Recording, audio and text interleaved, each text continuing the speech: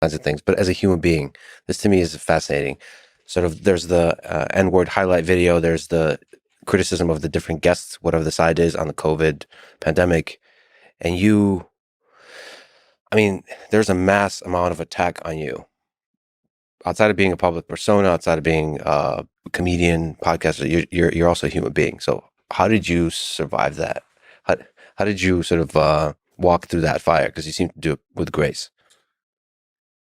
I used mushrooms.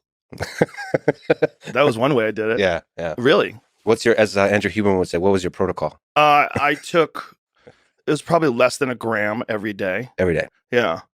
And I did a lot of like really hard working out. But also, I mean, there's a great benefit to going through anything difficult.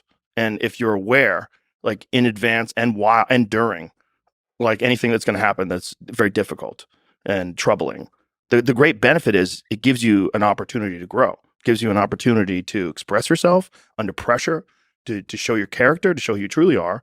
And it gives you an opportunity to see how you handle a very difficult situation. It also was fascinating as a person that's involved in media, right? Because what we're doing right now is media, even though, you know, it seems like podcasts seem like we're just having a conversation, right? And they are. In that sense, it's kind of the purest form of media, because what you're doing is you're doing it without any fanfare. You're doing it without any, there's no executives looming over your head or network or big meetings about ratings or any of that stuff, but it is media. But what I got to see is the wiring under the machine of how the rest of media would try to take me out. And, you know, they, like when CNN would just be playing things over and over and back and forth, it was wild to watch. What was also wild to watch was people's responses, because I gained 2 million subscribers during that time. Like the podcast never got bigger. It just kept growing and growing. It had never been bigger than it had been like at the end of all of it. It just made it bigger. And, you know, ultimately, if you've fucked up in the past or made mistakes or done something wrong, that gives you an opportunity to discuss those things and to apologize if you feel the need to apologize, and also to just address it. And so people under that kind of pressure, it's an opportunity for them to understand how you think about things. Honestly, how you actually honestly think about things. And there's no more honesty that you get out of a person than when that person is under extreme duress.